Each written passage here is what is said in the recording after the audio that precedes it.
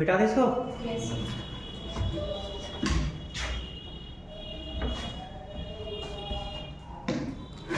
अब दो थ्योरम लिखते हैं, उस थ्योरम पर बेस्ड अब जो है क्वेश्चन किया जाएगा।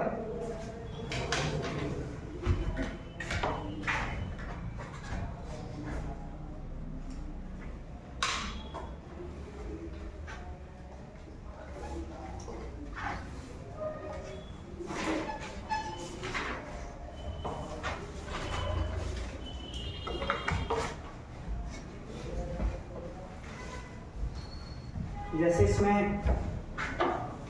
मान लेते हैं कोई प्लेट ये है, तो हम लोग जो रिजल्ट याद किए थे, एक इसके अबाउट याद किए थे क्या?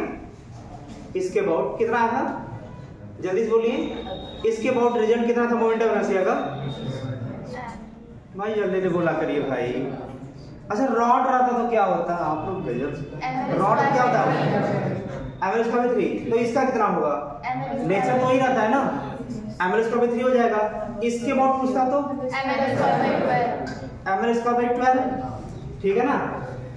तो अब आया कहां से था ये रिजल्ट आया कहां से था? इंटीग्रेशन से। याद होगा जो हम लोग क्या था, x पर dx लिए थे, dx में dm मास इंटीग्रेशन किए थे तो एवरेज का बाई 3 आया था।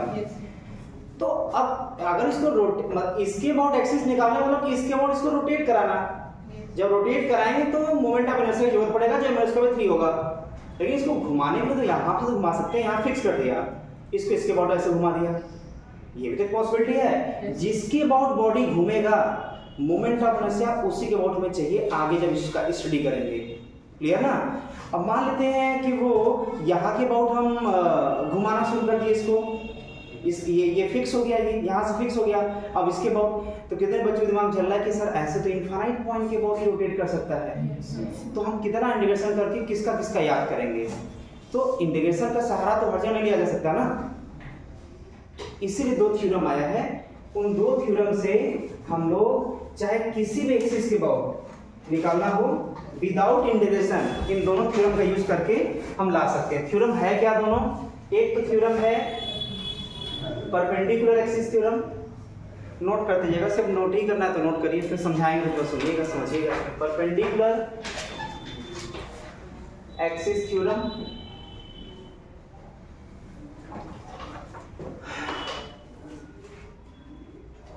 परपेंडिकुलर एक्सिस थ्योरम आप तुरंत इसके नीचे लिखिए applicable for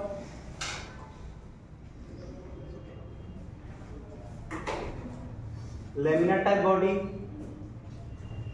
applicable for laminar type body,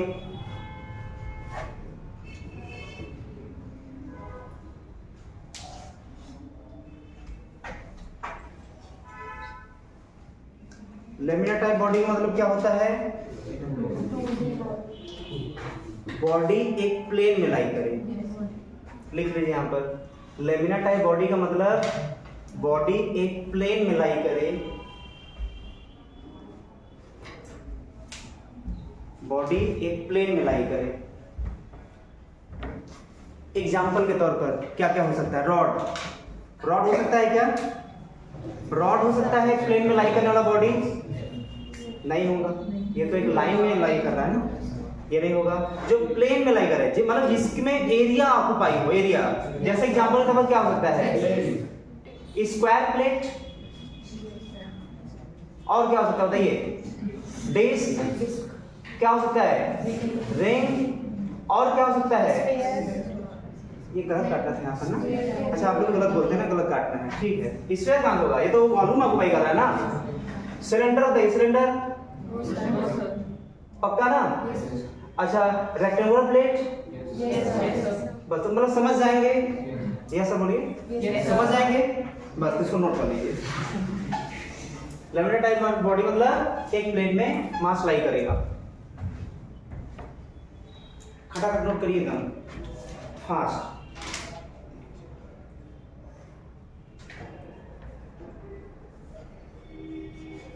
ठीक है ना? कोई दिक्कत पूछ लीजिएगा इसमें।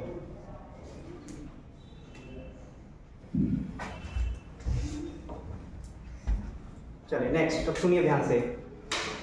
तो परपेंडिकुलर एक्सिस थ्योरम कब एप्लीकेबल होगा? जब लैमिनार टाइप बॉडी होगा, क्या होता है, प्लेन में लाई करता है। दूसरा कंडीशन कि परपेंडिकुलर एक्सिस थ्योरम में 3 एक्सिस यूज करेंगे, 3 एक्सिस एक्स वाई जेड, तीनों एक्सिस यूज करेंगे, जिसमें से 2 एक्सिस कंपलसरी है कि इसी प्लेन में लाई होना चाहिए। ये सेकंड कंडीशन है। क्या आपका दिमाग में? 3 एक्सिस यूज करेंगे जिसमें से कोई 2 एक्सिस उसी प्लेन में लाई होना चाहिए, और तीसरा ऑटोमेटिकली, ये बोलने की जरूरत नहीं है, तीसरा ऑटोमेटिकली परपेंडिकुलर हो ही जाएगा। क्लियर ना? तो नेक्स्ट इसमें है कि हम लोग 3 एक्सिस यूज करेंगे जिसमें से 2 एक्सिस उस प्लेन में लाई होना चाहिए। 3 एक्सिस में 2 एक्सिस मान लेते हैं एक्स और वाई उस प्लेन में लाई कर रहा है। Body lie in X Y plane, Z axis जो उसके परपेंडिकुलर होगा,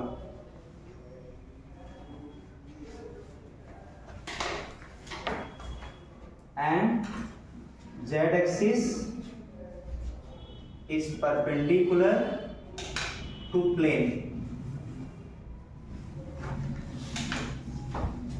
3 एक्सिस यूज होगा जिसमें से कोई भी 2 एक्सिस उस प्लेन में होगा, और तीसरा ऑटोमेटिकली जो है वो परपेंडिकुलर हो जाएगा।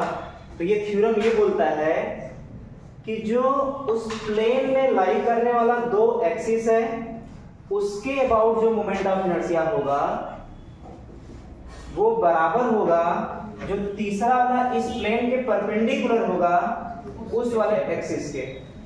प्रसाद इसी पर एक एग्जांपल लेकर के हम क्वेश्चन भी करवाए थे पहले लेक्चर में। अब बोले थे इसको एज ए थ्योरम हम आगे रिप्रेजेंट करेंगे, तो इसको भले वहां से मतलब नहीं है, वैसे हमको याद करना है, स्वाभाविक सी बात है, इसको याद करना है। प्रूफ से कोई मतलब नहीं, थ्योरम है, याद करना है। लेकिन कंडीशन ये है कि कौन कौन से एक्सिस वाले मोमेंट ऑफ इनर्शिया जोड़ना है जो उस प्लेन में लाई करता है, जो उस प्लेन में लाई करता है उसी को जोड़ करके तीसरे वाले के बराबर करना है। हो गया। नेक्स्ट अगला थ्योरम क्या है? Parallel axis theorem.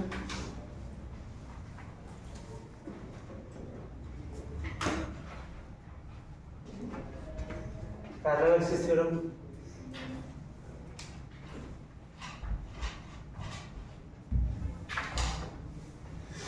अब सुनिए ध्यान से, इधर पर नोट करिएगा, मतलब ऐसा ना हो फिर समझ में ना आए बाद में। देखिए एक बार सुन लीजिए ध्यान से।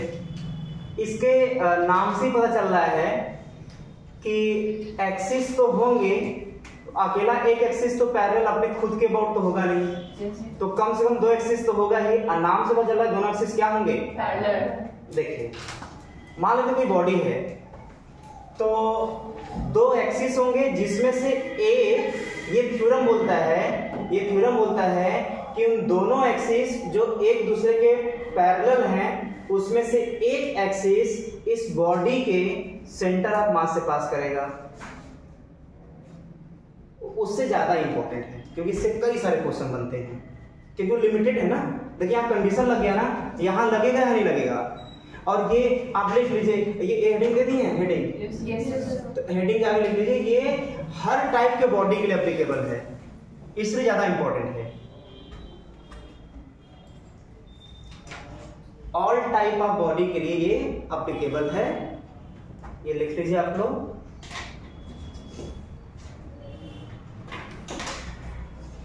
हो गया। अब इधर ध्यान दीजिए, तो क्या कंडीशन है कि 2 एक्सिस होना चाहिए, दोनों कैसा होना चाहिए?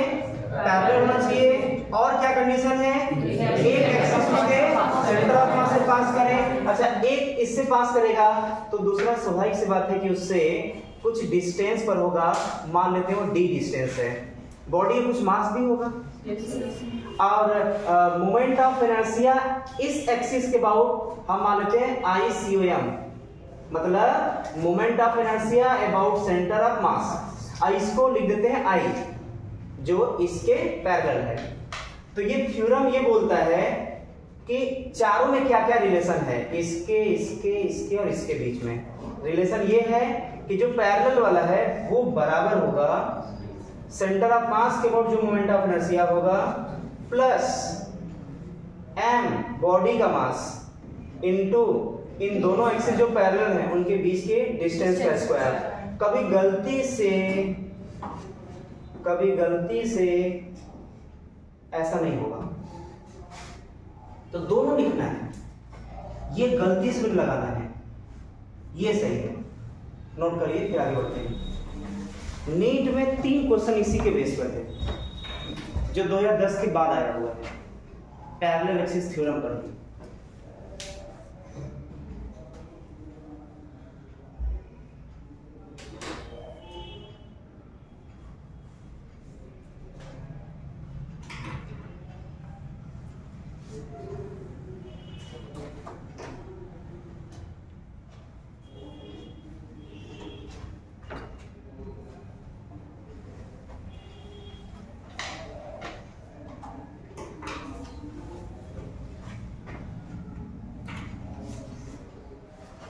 लिख लिया आप लोग?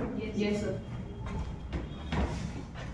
चलिए बताइए इसमें ये आई क्या है, मतलब पहले ये बताइए आई स्वयं क्या है, लिख लीजिए इसके बारे में। क्या है ये? Moment of inertia about centre of मास। लिख लीजिए खटाखट, भूलिएगा मत आगे। Moment of inertia about centre of मास।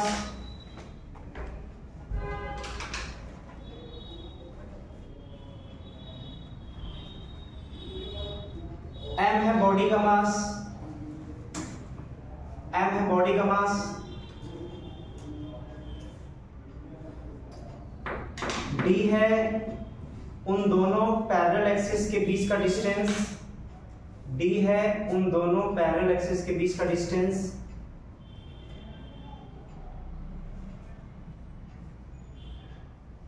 और I है जो है जो सेंटर ऑफ मास के अबाउट एक्सिस है उसके अलावा जो दूसरा वाला एक्सिस है उसके अबाउट मोमेंट ऑफ इनर्शिया है।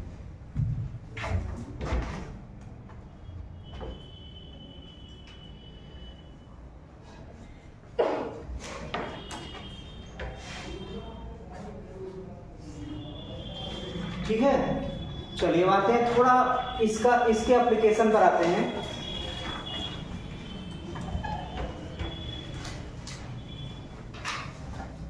पहले कुछ क्वेश्चन करते हो गया ना, अब कुछ क्वेश्चन कर लेते हैं फिर हम नीट के क्वेश्चन पर आते हैं।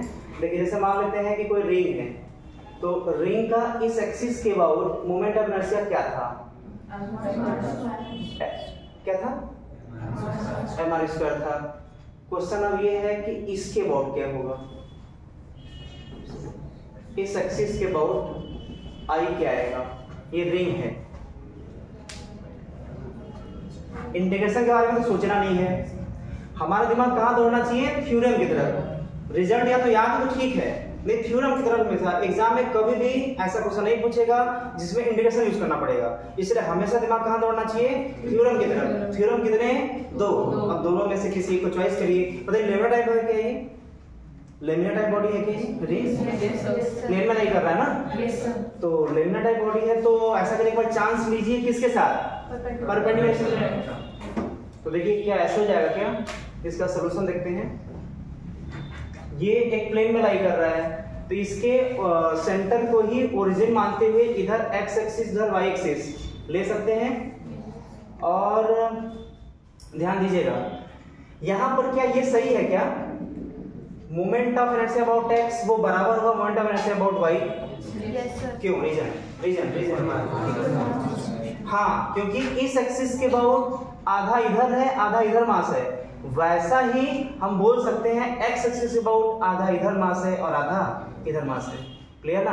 अब याद करिए रिंग चाहे यूनिफॉर्मली था चाहे नॉन यूनिफॉर्मली था, इस एक्सिस के अबाउट यही रिजल्ट मिल रहा था। दिमाग दौड़ाइए, चाहे यूनिफॉर्मली था चाहे नॉन यूनिफॉर्मली था, रिंग का मोमेंट से ही आ रहा था। लेकिन ये ऐसा यहां नहीं कर सकते। ये इस थ्योरम में हम जब भी अप्लाई करेंगे यूनिफॉर्मली मास डिस्ट्रीब्यूशन होगा, नहीं तो बात बदल जाएगा। क्यों? क्योंकि कहीं ज्यादा मास कहीं कम मास, तो इसके अबाउट इसका मोमेंट ऑफ इनर्शिया अलग आ जाएगा और इसके अबाउट इसका मोमेंट ऑफ इनर्शिया अलग आ जाएगा, तो बात बदल जाएगा। इसलिए यहाँ पर यूनिफॉर्मली मास डिस्ट्रीब्यूशन होना चाहिए रिंग का। रीजन समझ आ गया? यूनिफॉर्मली क्यों होगा? ठीक है, अब बताइए क्या ये सही है क्या? Yes sir. अच्छा, क्या जेड एक्सिस परपेंडिकुलर होगा क्या?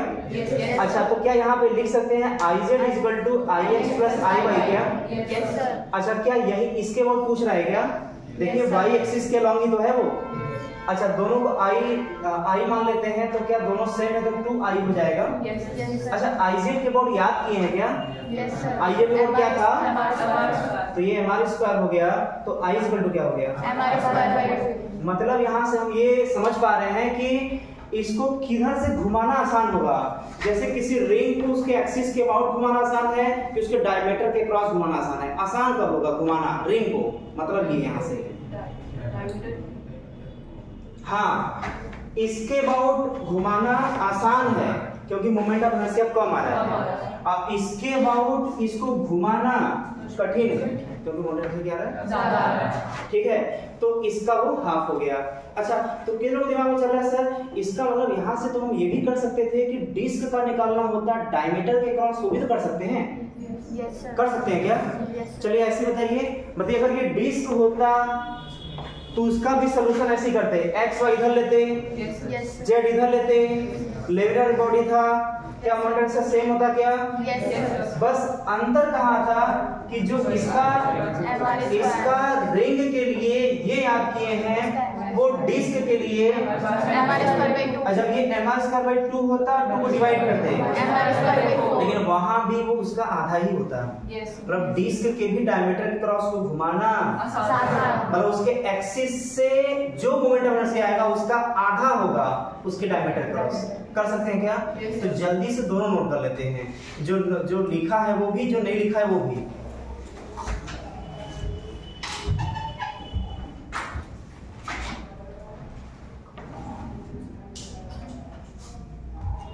थोड़ा फास्ट में इसलिए चल रहे हैं क्योंकि देखिए आप लोग फास्ट वाले बच्चे हैं, SRB मतलब फास्ट, थोड़ा सा ज्यादा फास्ट नहीं। और जिसको कहीं भी दिक्कत है वो रुक के पूछ सकता है कि सर नहीं समझ आया। पूछना भूलेंगे नहीं, जिसको दिक्कत है पूछ सकता है कि सर यहाँ पे नहीं समझ आया।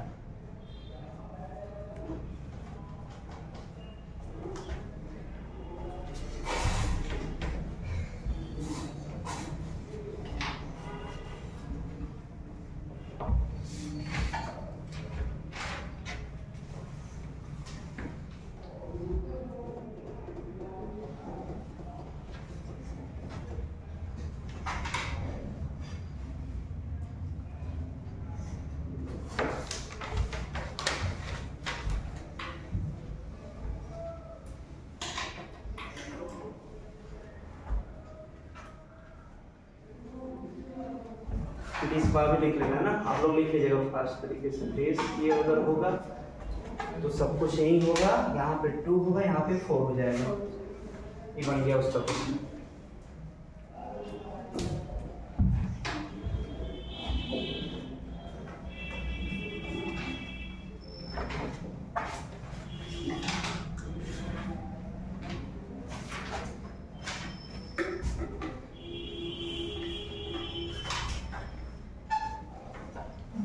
डिस्क वाला से बच्चे नोट कर लिए ना, डिस्क वाला भी।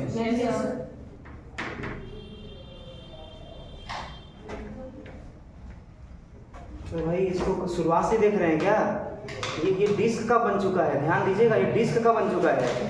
मैं उसी लाइन में एकदम लिखते हुए फिर ये मत फोन मत करिएगा, ये यहाँ पे डिस्क लिखे थे तब ये रिजल्ट आया है, ठीक है ना?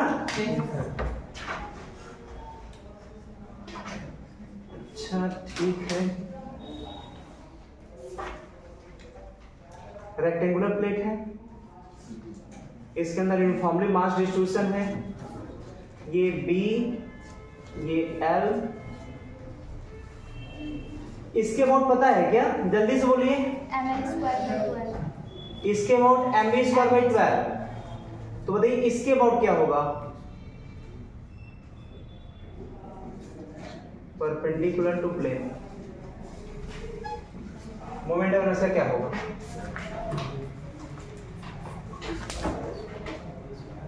या तो पैरेलल एक्सिस थ्योरम लगेगा या तो परपेंडिकुलर एक्सिस थ्योरम। ये आपका दिमाग प्रैक्टिस इस पे निर्भर करेगा कि आप कैच कर पाते कि नहीं, क्या लगाना है। क्वेश्चन प्रैक्टिस कर लेंगे तो आदत में आ जाएगा।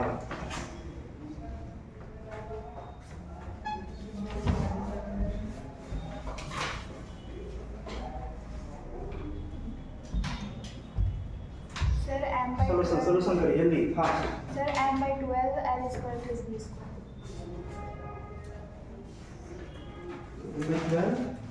m by 12 L square plus B square.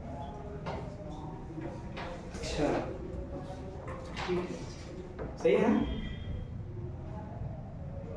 ठीक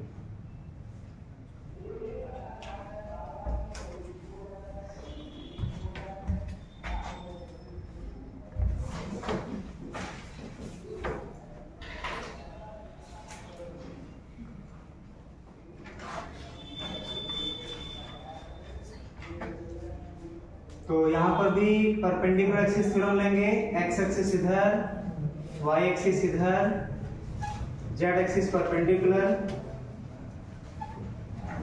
यही पूछ रहा है।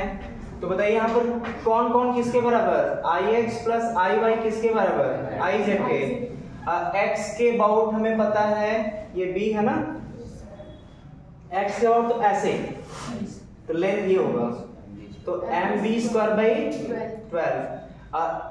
वाई के अबाउट ऐसे, तो ये एल काम आ जाएगा, लेंथ जैसा होगा, m l square by 12 equal to I z, मतलब वही आई जो पूछ रहा था। तो m by 12 b square plus l square. Yes.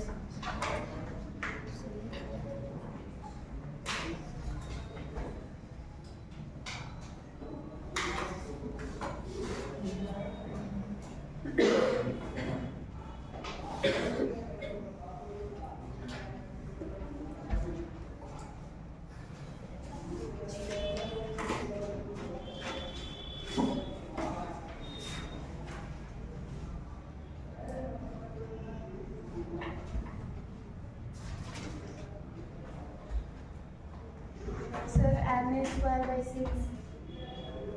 Axis कहाँ है, Perpendicular axis के अलावा. एक्सिस कहाँ है, अरे वही तो हम भी सोच रहे थे भाई, एक्सिस कहाँ है, वही देना देना। क्वेश्चन ये है, यहाँ पे 3 एक्सिस के अबाउट पूछ रहे हैं, बताइएगा थोड़ा। एक तो इसके अबाउट पूछ रहे हैं, ये मतलब परपेंडिकुलर, और दूसरा जो है, अब पहले एक सॉल्व करिए, पहले बताइए इसका क्या होगा। m is square by 6. तो इसके लिए क्या कर देंगे, इधर जो है x, इधर y और इधर z।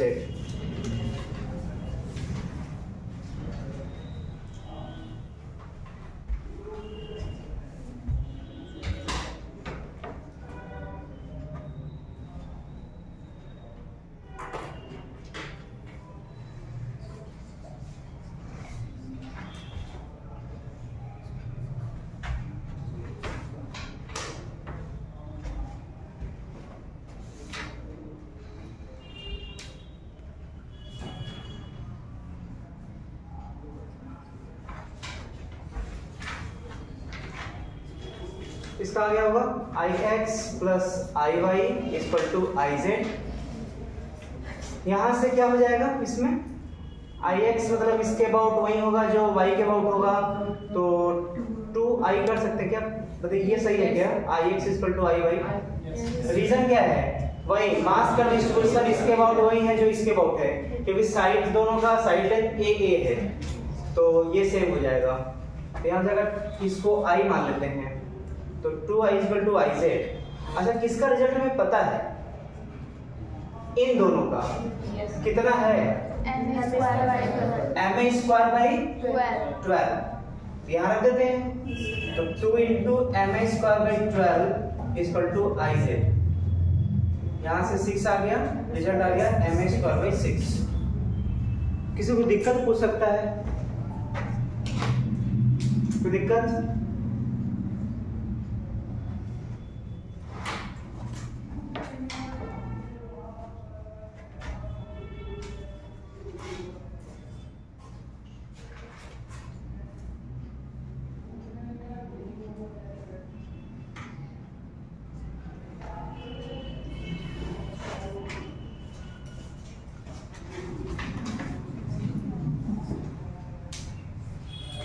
बाकी तो स्क्वायर प्लेट है, स्क्वायर प्लेट का साइड लेंथ a और मास m,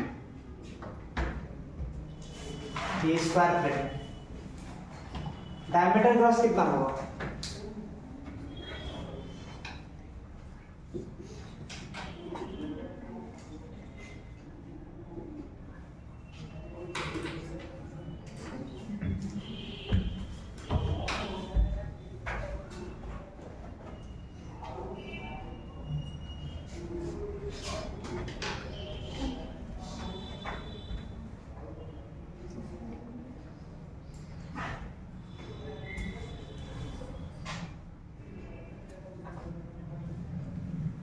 MA square by 12. गलत आया किसी का? MS का बाई 12 कितने बच्चों का आ रहा है?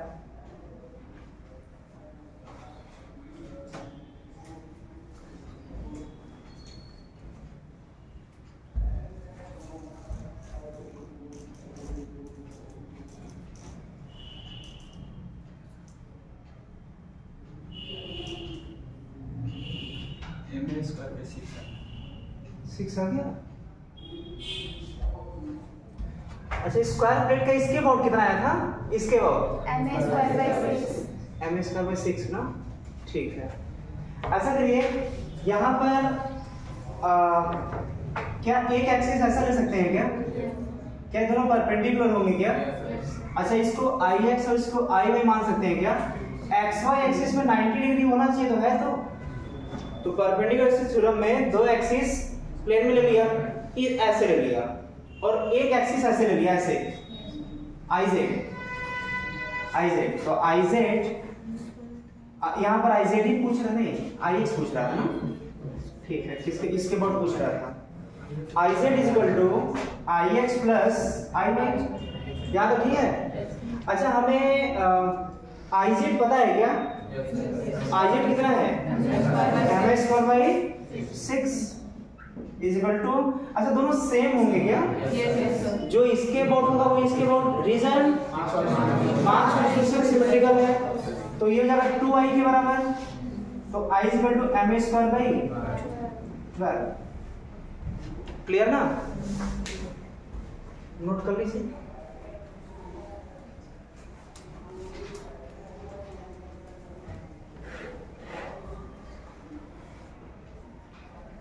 ज्यादा मत नोट किया करिए, हो गया ना फास्ट जल्दी।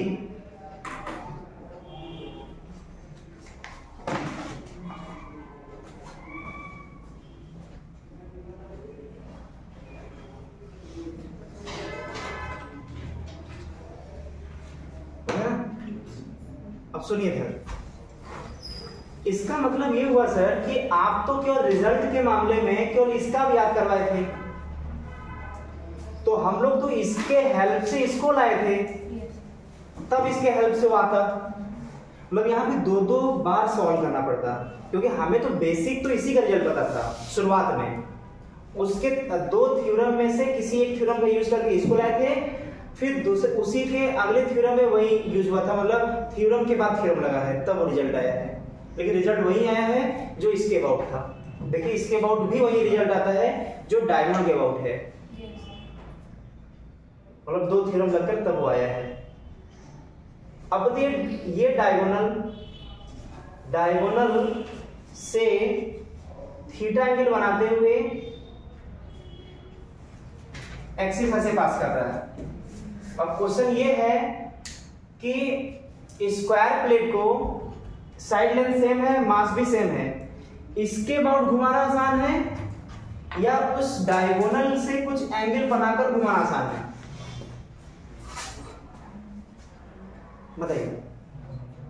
तो मतलब हम कहीं ना कहीं ये पूछना चाह रहे हैं कि इसके अबाउट मोमेंटम से ज्यादा है कि इसके अबाउट ज्यादा है? बोलिए। तो दोनों के अबाउट बराबर ही होगा। मतलब रीजन क्या होगा बताइए, यहाँ पर ये थीटा एंगल बन रहा है तो एक एक्सिस से ऐसा चॉइस करेंगे, तो ये भी तो इस वाले डायगोनल के साथ थीटा एंगल बनाएगा, ऐसे बनाएगा। तो अब यहाँ पर फिर परपेंडिकुलर से थ्योरम लगाएंगे और इसके अबाउट हमें पता है, तो फिर वही रिजल्ट आएगा। यहाँ से हम क्या बताना चाह रहे हैं? स्क्वायर प्लेट के केस में यहाँ से हम क्या बताना चाह रहे हैं?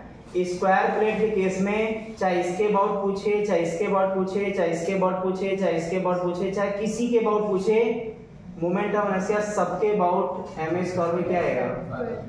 12 आएगा। क्लियर? फाइनली इसको नोट कर लीजिए, हर एक एक्सिस के अबाउट MA स्क्वायर में 12 ही आएगा।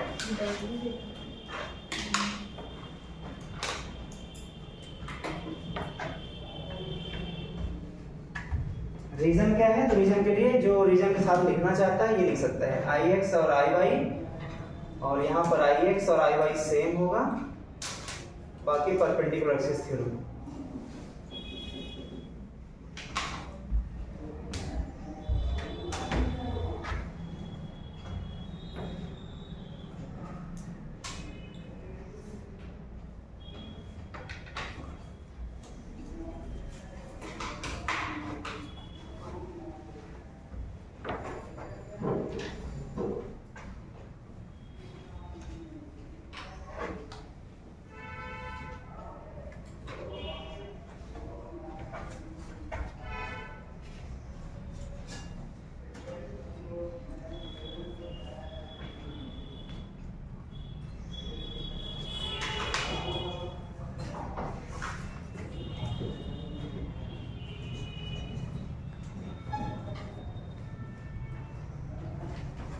इसका बताइए, ये जो है इस प्लेन में ही एक्सिस है, आई के अबाउट निकालना है, radius r mass and ring है, बताइए क्या है मोमेंट ऑफ इनर्शिया।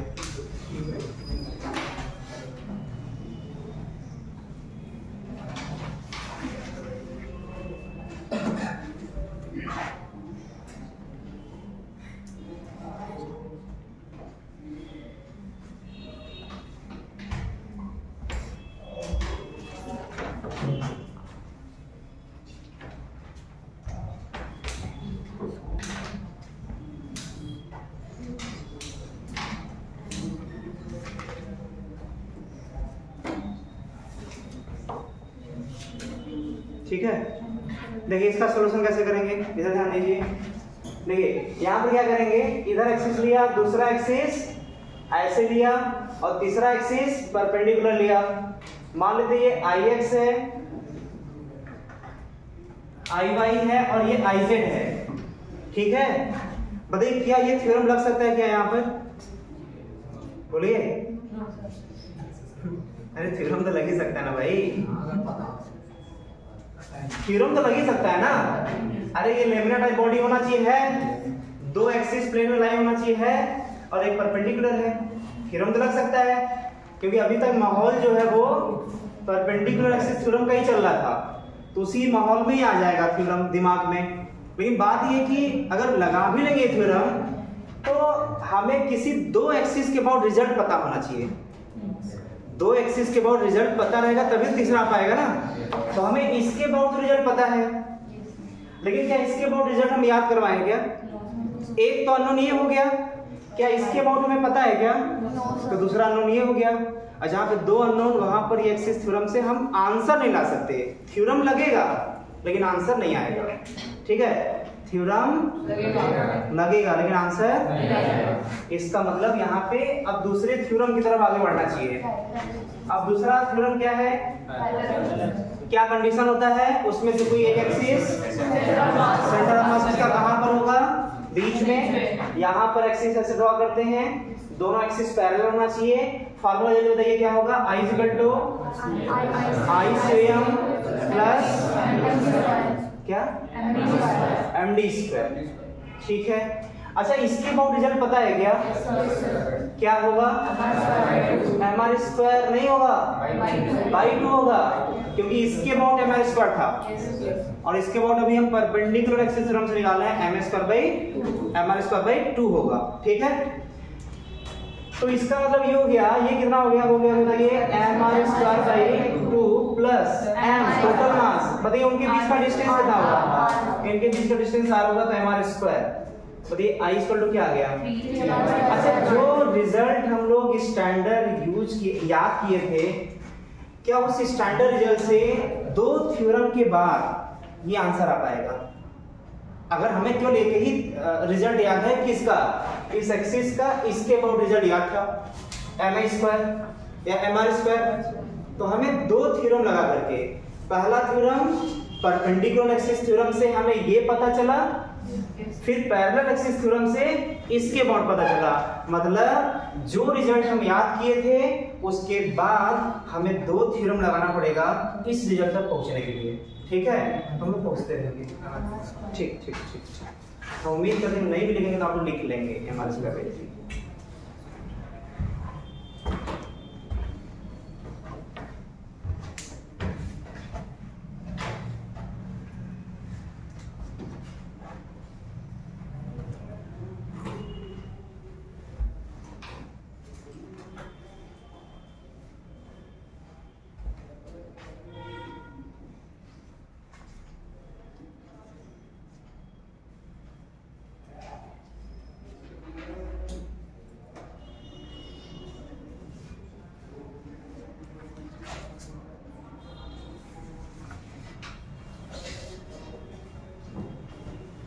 अच्छा, इसके बाद पूछा जाएगा तो आ जाएगा क्या? टाइम पास है। बस ये पता करिए कौन सा थ्योरम, कौन सा थ्योरम? पैरेललिसिस थ्योरम। इसके बाद पता है क्या?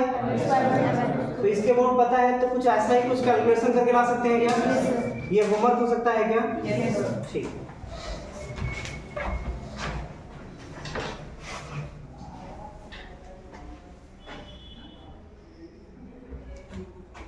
ठीक है, ठीक है, ठीक है, ये हो गया। अब इसमें जो है अब थोड़ा हम लोग आते हैं जो नीट में क्वेश्चन आया हुआ था उसको थोड़ा देख लेते हैं।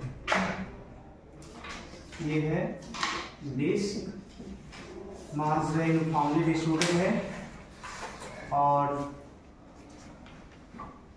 इसमें जो है एक पॉइंट ए सेंटर पर है, दूसरा पॉइंट बी जो है वो यहाँ पर है और सी यहाँ पर है। और एक्सिस कैसा है? एक्सिस है, एक्सिस कैसा है बताइए आप लोग? एक्सिस है ऐसे, ऐसे मतलब समझ रहे हैं ना? ठीक है। अच्छा, इसमें हम ये क्वेश्चन पूछते हैं किसके अबाउट घुमाना आसान है? मतलब एक्सिस तीन जगह चॉइस अलग अलग कर लिए, किसको घुमाना आसान है?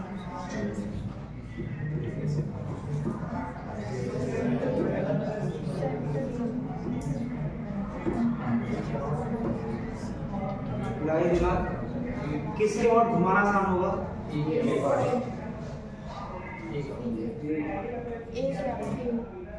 एक ही बोर्ड।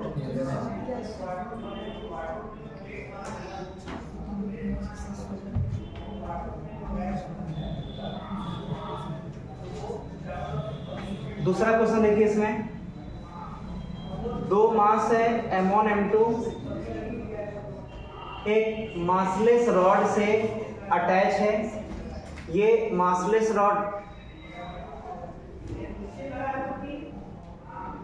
रॉड है और इसको घुमाना है। इनके बीच का डिस्टेंस d दिया हुआ है। कितने डिस्टेंस से इसको घुमाया जाए कि सबसे कम ताकत लगाना पड़े या कम एनर्जी लगे हम लोग को घुमाने में, कम एनर्जी लगाना पड़े और घुमा ले जाए इसको आसानी से। ये x का वैल्यू बताइए। पहले इसको सॉल्व करिए फिर इसको सॉल्व करिए। हम तो गलती से उसको पहले दे दिए, पहले इसको देना था। हम समझ रहे हैं, आप लोग कैच कर चुके हैं। यहाँ से बताइए किसके बाद घुमाना आसान होगा? यहाँ पर क्या कॉन्सेप्ट यहाँ पर लगेगा?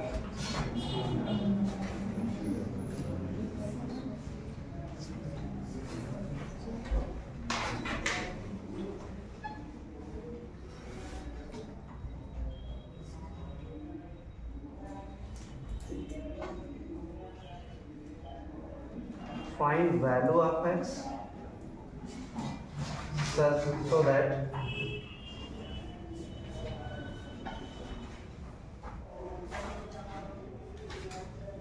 less work या minimum work is required to move about that axis। उसमें तो अच्छा खासा लैंग्वेज में दिया था, लेकिन हमें यहाँ पर एक सिंपल फॉर्म में ऐसे पूछ ले रहे हैं। बताइए क्या इसका आंसर होगा? हाथ उठाइए, फिर हम रीजन पूछिए, फिर आगे बढ़े। जल्दी बताइए x का क्या ऐसा वैल्यू होगा जिसके अबाउट इस दोनों मास सिस्टम को घुमाना आसान होगा, मतलब कम वर्क करना पड़े घुमाने के लिए।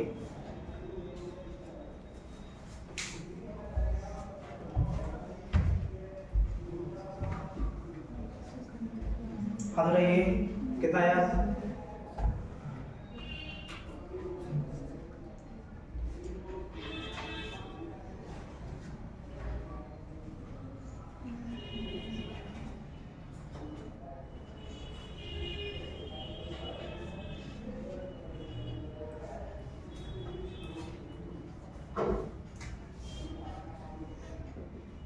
कितना है?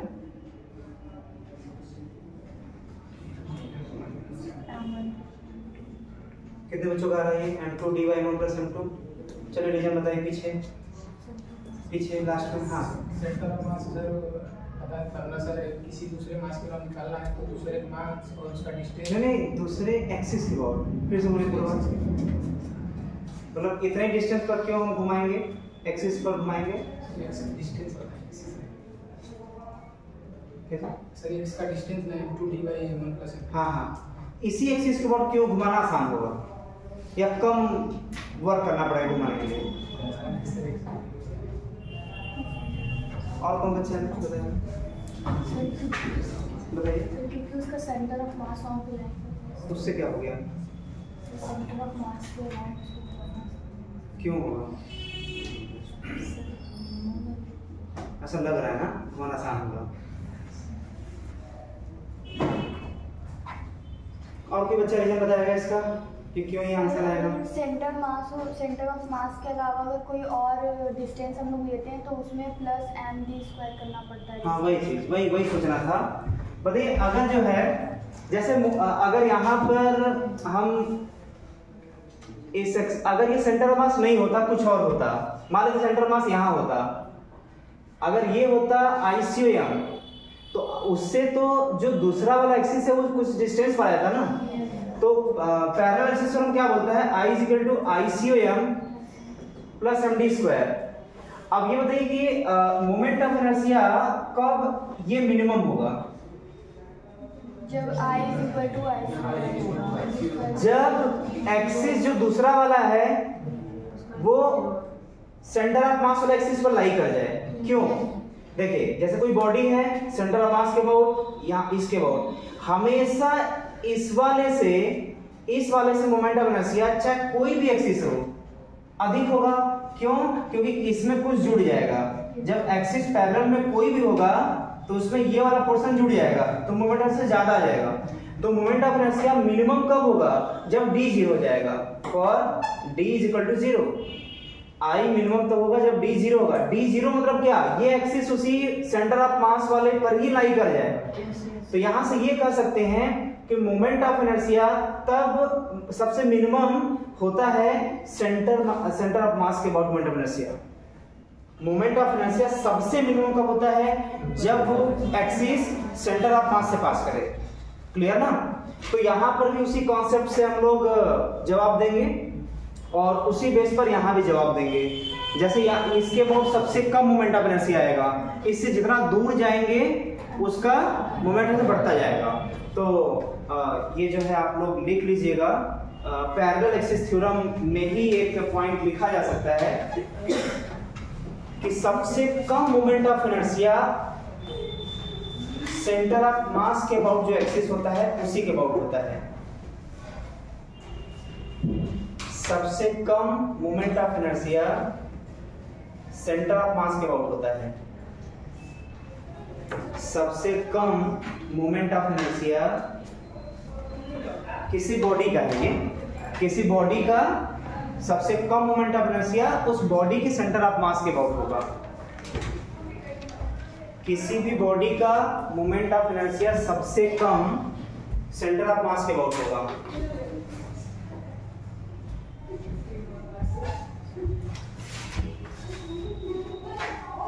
रीजन क्यों सबसे कम सेंटर मास के अबाउट होगा? क्योंकि अगर वो एक्सिस नहीं होगा कोई और होगा तो d वाला 0 नहीं होगा, तो कुछ जुड़ जाएगा। ICM में md² जुड़ जाएगा और जुड़ते ही कुछ वैल्यू बढ़ा कर दे देगा। क्लियर? अच्छा लेकिन एक बात और, ये तो लोग ध्यान नहीं दिए, अगर ये निगेटिव हो जाए तो तब तो घट भी हो सकता है। बोलिए, अगर नेगेटिव हो जाए तो अच्छा वो नेगेटिव नहीं होता है। अच्छा ठीक है सर, मतलब वही होगा तब, कोई बात नहीं।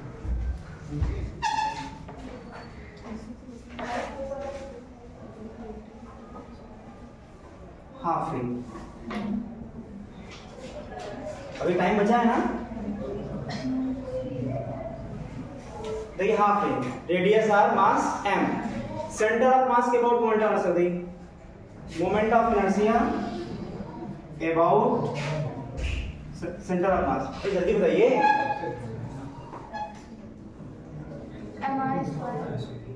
क्या सोचना है भाई? सेंटर ऑफ मास का मोमेंट ऑफ इनर्शिया क्या होगा भाई? 2 होगा कि mr² होगा? आधा है तो बाई 2 होना चाहिए।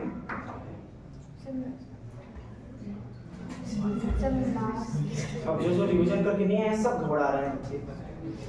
क्या mr स्क्वायर बाई 2 होगा कि mr स्क्वायर होगा? कितने बच्चे बोले mr स्क्वायर बाई 2 होगा? हाथ उठाइए। mr स्क्वायर बाई 2 कितने बच्चे बोले mr स्क्वायर होगा? हाथ उठाइए। बाकी लोग क्या कर रहे हैं?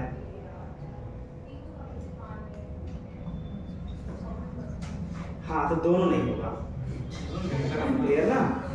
ये दोनों नहीं होगा भाई। हम इस एक्सिस के अबाउट थोड़ी ना पूछ रहे हैं, हम सेंटर ऑफ मास के अबाउट पूछ रहे हैं। तो पहले पता तो करिए सेंटर ऑफ मास है कहां पर। अच्छा नहीं नहीं, रिंग हाफ रिंग का सेंटर ऑफ मास कहां होता है? यही पर होता है क्या? नहीं होता है क्या? कहां होता है? इस सेंटर से ऊपर कितना दूर? 2r by. अच्छा मतलब इसके अबाउट पूछ रहे थे क्या? हाँ इसके अबाउट पूछ रहे थे। तो यहाँ पर क्या लगेगा? Parallel axis theorem. क्या लगेगा? एक्सिस कहाँ होगा? यहाँ और अच्छा इसके अबाउट पता है क्या? इसके अबाउट पता है क्या? ये भी कंफ्यूजन है। इसके अबाउट तो हमारे साथ होगा ना। अच्छा इसके अबाउट हम मान लेते हैं मोमेंट एनर्जी से I1 है, इसके अबाउट मान लेते हैं ICOM है। अच्छा ICOM तो 1 क्यों? ठीक लगाइए यहाँ पर। तो क्या करेंगे इसमें? I और ICOM, तो ICOM plus md square equal to I। ICOM कितना? अच्छा वही पता करना है। ये कितना? m, ये कितना? r कितना? हाँ 2r by pi, 2r by pi का स्क्वायर इक्वल टू ये कितना? पक्का है क्या? आ जाएगा ना? मतलब यहाँ पर तो उल्टा हो गया। अभी तक सेंटर मास से किसी और को निकालते थे, यहाँ पर किसी और से सेंटर मास निकालना है।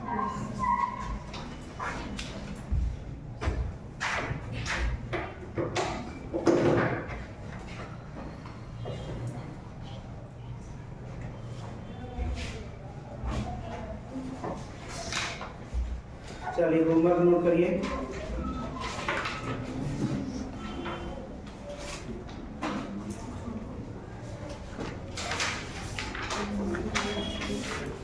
क्योंकि उस दिन तो नहीं दे पाए थे क्योंकि थ्योरम नहीं पढ़ाए थे, तो एक भी क्वेश्चन होमवर्क नहीं दे पाए थे। आज ये कंडीशन है कि 47 क्वेश्चन होमवर्क मिलेंगे। कल तो क्लास रहेगा नहीं, अब सैटरडे को रहेगा, लेकिन उम्मीद करते हैं, उम्मीद नहीं मतलब 100% होकर के आना है, लगभग 25 क्वेश्चन। क्लियर है? 2 पार्ट में कर लेते हैं, बाकी भी सब्जेक्ट बैलेंस करना है। 25 क्वेश्चन होना चाहिए स्टार्टिंग से आप लोगों से।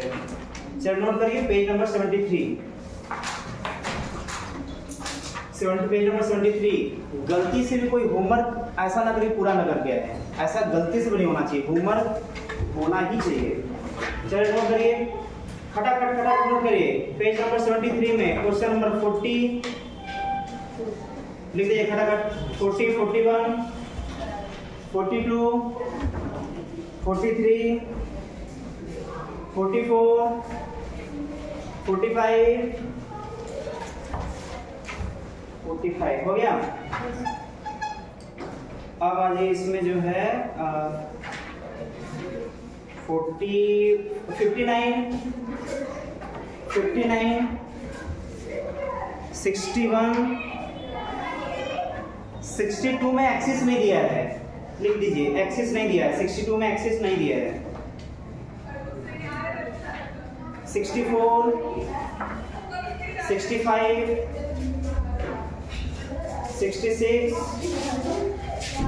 67, 68, 69, 70, 72, 72, 73, 25 क्वेश्चन हो गए होंगे,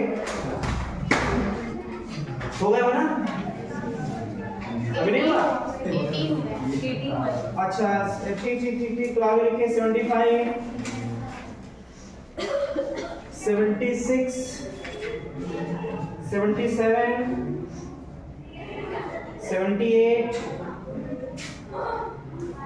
79 हो गया होगा। 80 मतलब एक पूरा हो जाएगा 80। क्लियर ना? यहाँ तक ट्राई करके आना है। एक चीज ध्यान दीजिएगा, ये क्वेश्चन करवाए भरे नहीं है। इधर सुनिए ध्यान से। मान लेते हैं कि किसी स्क्वायर के हर वर्टेक्स पर स्फीयर है, अब किसी एक के अबाउट पूछ रहा है, अब ध्यान सुनिएगा इधर, क्योंकि ये क्वेश्चन जरूरत पड़ेगा आप लोग को। किसी स्क्वायर प्लेट के चारों पर स्फीयर है और किसी एक के अबाउट पूछ रहा है, तो करेंगे क्या, इसके अबाउट तो पता है, इसको पैरेलल थ्योरम से यहाँ शिफ्ट कर देंगे, इसका भी यहाँ शिफ्ट कर देंगे, इसका भी यहाँ शिफ्ट करके इसका खुद का सबको चारों को जोड़ देंगे, सबको एक जगह, उधर कहाँ देख रहे हैं, सब इन तीनों को यहाँ पर शिफ्ट करके चारों को, वही आंसर।